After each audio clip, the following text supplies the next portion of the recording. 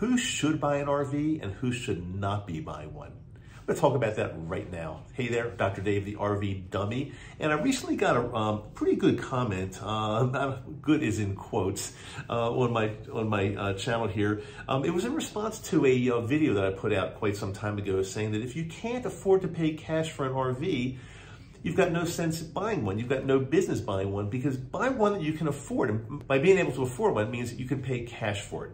You know, you don't have to go out and buy a $100,000 RV if you can't afford that. You don't have to buy a $150,000 one. You can find a less expensive one, a used one that you can comfortably afford. But I got this comment from James Gland, and I'll read it to you. It says, "I guess you only advise the rich. The rest of us borrow in order to have a chance of living life."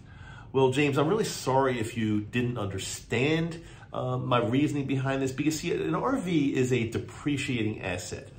And if let's just make up a number. Let's say you're looking at a $65,000, we'll just make it up, $65,000 RV, and you have to take out a loan because you cannot afford this RV.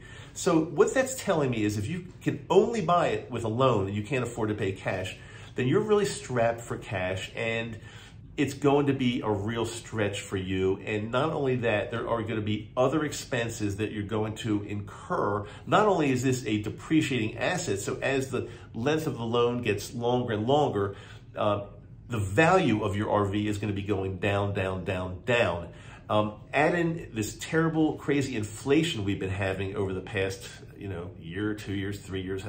Inflation is nuts. And then also add in the astronomical price of fuel. I mean, are you going to be able to afford, let's say you're on a trip, are you going to be able to afford to fill your gas tank $100, $150 a couple times a day because you're driving along the road? And repairs are extremely expensive. I'm trying to keep you out of trouble, James, and other people by saying, if you can't afford something, there's absolutely no shame in that. I can't afford everything, and I know enough that if I can't afford something, I stay away from it, or I find a deal, or I find something much less expensive that I can afford to pay cash for.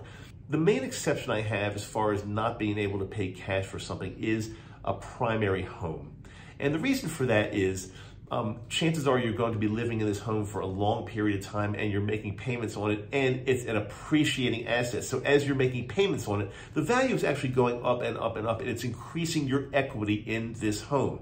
Contrast that with an RV, or RV, a motorhome, a trailer, a fifth wheel, whatever. The value, as soon as you drive it off the lot, or as soon as you pay for it, if you buy it used, the value is going to go down, down, down, down. So you're taking out a loan for a depreciating asset that you can't afford to pay cash for, and it's going to turn into a financial mess.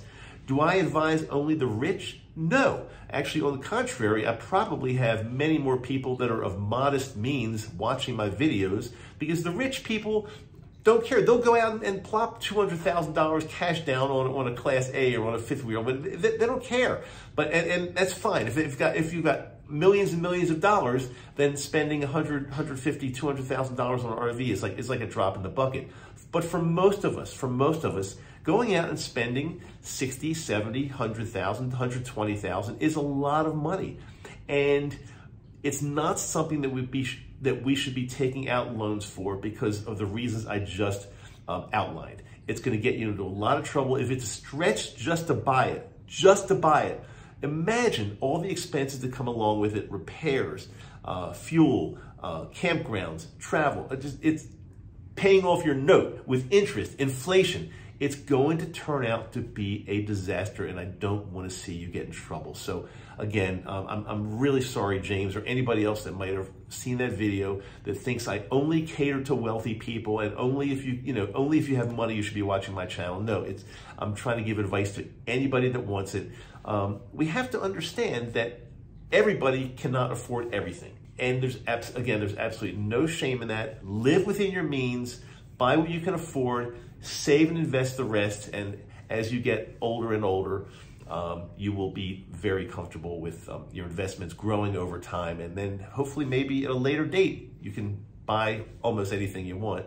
As long as it's not a stretch, and as long as it's not interfering with your financial plan, your retirement plan. I hope this helps. I hope I'm not insulting anybody. I'm not here to do that. I'm here to help you buy your RV, have fun with it, and not be strapped for cash so you get into some big trouble, because I've seen that happen too many times. Till next time, Dr. Dave, the RV Dummy.